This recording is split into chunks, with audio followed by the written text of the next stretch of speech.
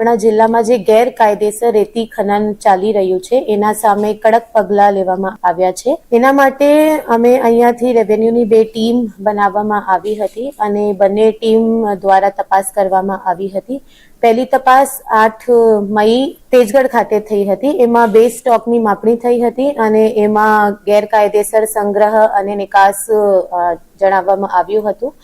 અને એના સામે અરાઉન્ડ 31 લાખની દંડ એમના સામે કરવામાં આવી છે અને બંને સ્ટોક રદ પણ કરવામાં આવ્યો છે. અને બીજી જે એક બહુ મોટી રેડ રતનપુર સંખેડા તાલુકા ખાતે જે વડોદરા જિલ્લાના બોર્ડર ઉપર આવે છે ત્યાં કરવામાં આવી હતી. ત્યાં આપણી સરકારી 20 હેક્ટરની એક જગ્યા છે જ્યાં એક જ બ્લોક મંજૂર થયા છે અને બીજા બધા બ્લોક અત્યારે પ્રોસેસમાં છે. ત્યાં જે અમારી સ્પેશિયલ રેવન્યુની ટીમ હતી એમાં એસડીએમ છોટાઉદેપુર મુસ્કાન, ડીએસઓ એને વસાવા અને ડેપ્યુટી મામલતદાર રવિ પડિયાર ત્રણેયની ટીમ આપણે બનાવી હતી અને એમને 3 દિવસ સતત ત્યાં તપાસ કરાઈ અને સર્વે કરાયું, બધી માપણી થઈ અને એમાં સામે આવ્યા આશરે 3.94 એટલે 3,94,000 મેટ્રિક ટન જેટલી ગેરકાયદેસર રેતી ખનન થઈ છે અને એના ટોટલ દંડ આશરે 13 કરોડ 32 લાખ જેવા આવે છે, જે વસૂલાત કરવાની કામગીરી અત્યારે હાથ ધરવામાં આવી છે. અને એના સામે એક પોલીસ ફરિયાદ પણ કરવામાં આવી છે, મશીનો સીઝ પણ કરવામાં આવી છે.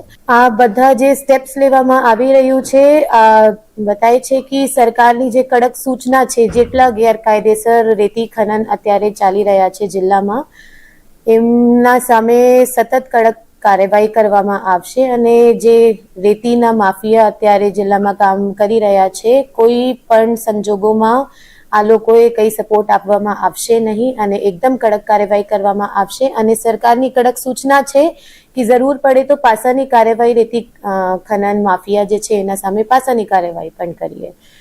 જે આપણા જિલ્લાની ધરોહર ઓરસંગ નદી છે એ આપણા જિલ્લા માટે અને પર્યાવરણ માટે પણ ખૂબ જ જરૂરી છે. તો આપણી જિલ્લાની પ્રાથમિકતા રેતી ખનન આપણા જિલ્લાની બહુ ઇમ્પોર્ટન્ટ ઇકોનોમિક એક્ટિવિટી છે, પણ એના સાથે પર્યાવરણ આપણા જળવાય આ પણ ડિસ્ટ્રિક્ટ એડમિનિસ્ટ્રેશનની રિસ્પોન્સિબિલિટી છે. તો બંનેને આપણે એકદમ ઇક્વલી ઇમ્પોર્ટન્સ આપીને આગળ વધીએ. અને આવતા સમયમાં અમે લોકો એક નવા પ્રોજેક્ટ પણ લાવી રહ્યા છે. અત્યારે ઓરસંગ નદી જે છે, અમુક ટાઈમ આપણે જોઈ શકીએ કે ઓરસંગ એકદમ સુખાઈ જાય છે જ્યારે સમર્સ આવે છે. તો ઓરસંગના રેજ્યુવિનેશન આપણે કેવી રીતે કરી શકીએ એના માટે પણ અમે લોકો આવતા મહિનામાં કાર્યવાહી હાથ ધરીએ.